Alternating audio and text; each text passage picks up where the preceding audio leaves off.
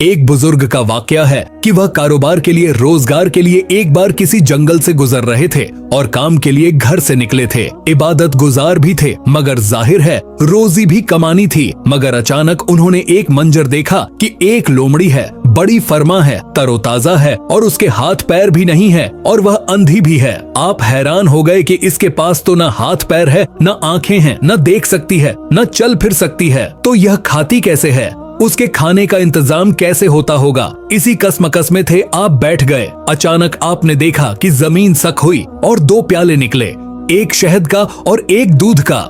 मगर आप फिर सोचने लगे कि यह प्याले उस तक पहुंचेंगे कैसे? अब क्या हुआ कि थोड़ी देर बाद उन्होंने देखा कि करीब पहाड़ से एक सफेद चेहरे वाले नूरानी बुजुर्ग वो ऊपर से तशरीफ लाए और अपने हाथों से लोमड़ी को ये दोनों प्याले पिलाए। फिर प्याले जमीन के अंदर चले गए और वो बुजुर्ग वापस जाने लगे। तो यह जो इबादत गुजार शख्स थे, बुजुर्ग थे, ये दौड़े और जाकर उनका दामन थाम लिया कि हुजूर, आप तारुफ तो करवाए, आप कौन है और आप क्यों आए थे इस लोमड़ी को ये खाना खिलाने? तो उन्होंने कहा कि मैं अल्लाह के फरिश्तों में से एक फरिश्ता हूँ और मेरी एक ड्यूटी है कि मैं सुबह शाम यहाँ पर आऊँ और इस लोमड़ी को अपने हाथों से जो गिजा है वो खिलाऊं उन बुजुर्ग की। तो जिसको कहते हैं ना कि तबीयत ही चेंज हो गई कि जो रब इस लोमड़ी को इस हालत में भी रोजाना रिस्क दे सकता है, वो तो मुझे भी रिस्क देगा। मुझे क्या जरूरत है कामकाज के लिए तकलीफ उठाने की? आप जंगल में चले गए और अल्लाह की इबादत में मसरूफ हो गए। कई दिन इबादत की 7 दिन हो गए, मगर कुछ खाने को न मिला। भूख से बुरा हाल हो गया।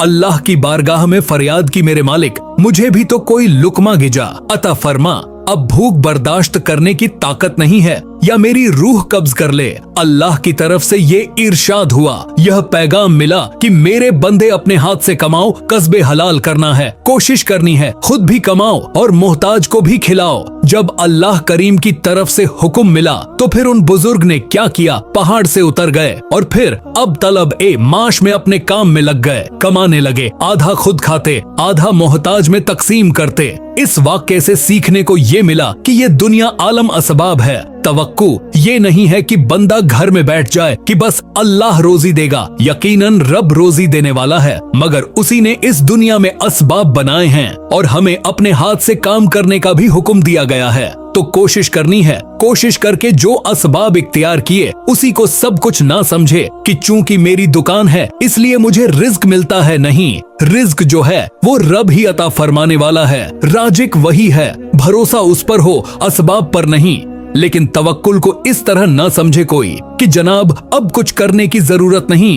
एक बार एक सहाबी रसूल नबी पाक अलैहि सलातो सलाम बारगाह में आए और अर्ज की, हुजूर, मेरे साथ ऊंट भी है क्या? मैं इसको बांधकर अल्लाह पर भरोसा करूं या ऐसे ही रब पर तवक्कु करूं? तो नबी पाक अलैहि सलातो सलाम ने बड़ा कमाल का इरशाद फरमाया कि पहले इसको बांधो और फिर रब पर भरोसा करो। तो नाजरीन, एक्चुअल तारीफ तवक्कुल की ये है कि हमें असबाब इख्तियार करने हैं, मगर खालिक असबाब पर भरोसा करना है। तो उम्मीद है कि बहुत सारी बातें समझ आ गई होगी। वो रब सबको रिज्क देता है, वो हमें भी देगा कि कुदरत पर यकीन रखें, उस पर भरोसा रखें और उसकी बारगाह में दुआ करते रहे, हराम के करीब न जाए।